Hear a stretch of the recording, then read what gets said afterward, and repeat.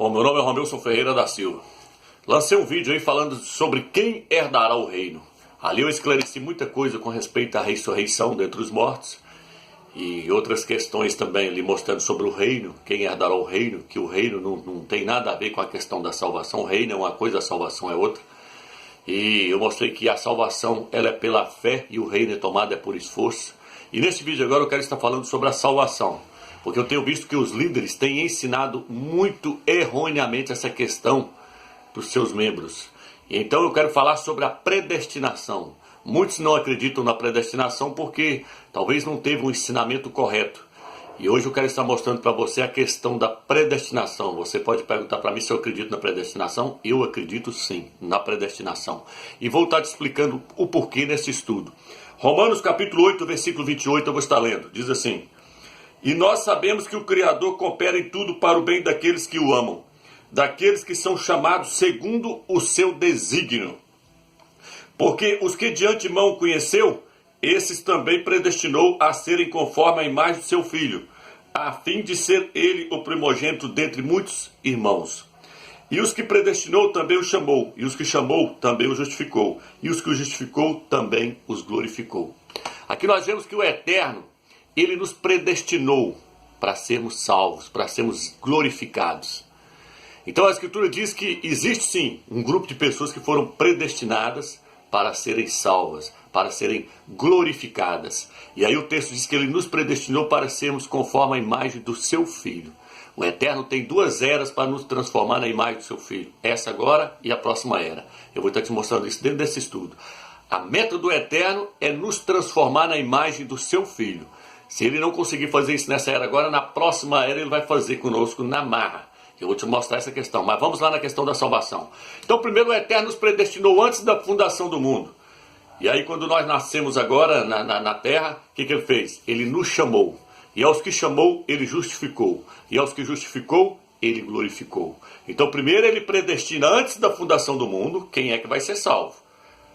E depois, ele chama aquela pessoa. E depois, ele justifica aquela pessoa no seu Filho. E agora só falta ele glorificar. E então, ele glorificará os seus eleitos. Eles serão glorificados. Só falta esse passo acontecer agora na nossa vida, para nós que já fomos salvos. Então veja bem, aqui está nos mostrando que existe sim a questão da predestinação. Muitos acham que não. Acham que o Evangelho é para todas as pessoas. Não, meu amigo. O Evangelho ele veio para os eleitos, para aqueles que serão salvos, para aqueles que são escolhidos antes da fundação do mundo.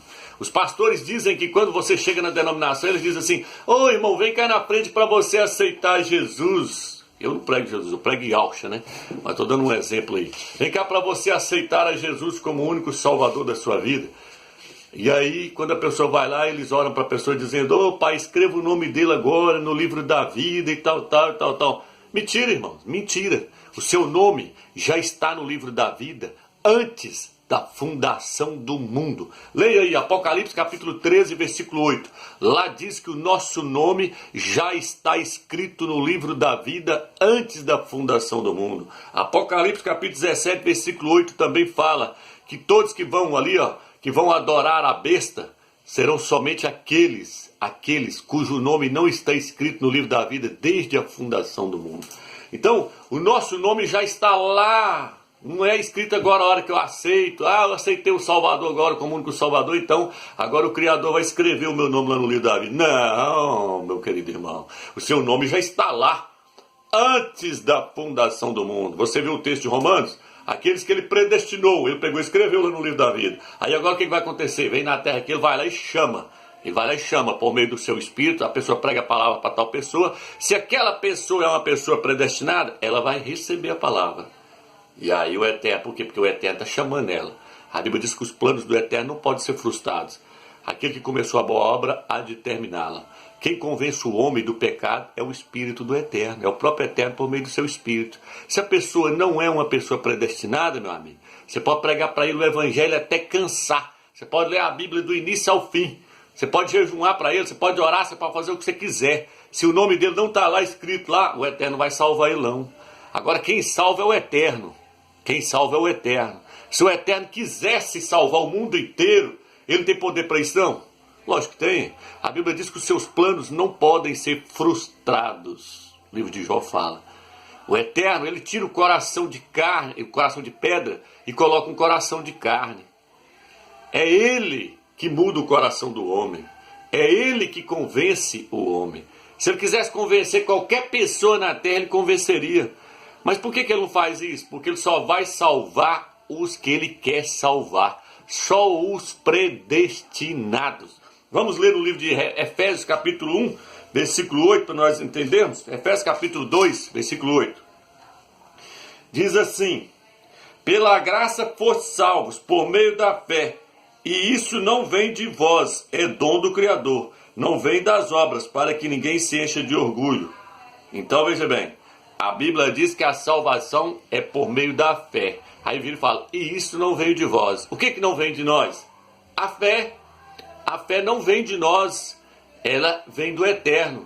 A Bíblia diz que nós recebemos a fé do Filho do Eterno. O Eterno coloca a fé do seu Filho no nosso coração, para nós crermos no Eterno e crermos no seu Filho.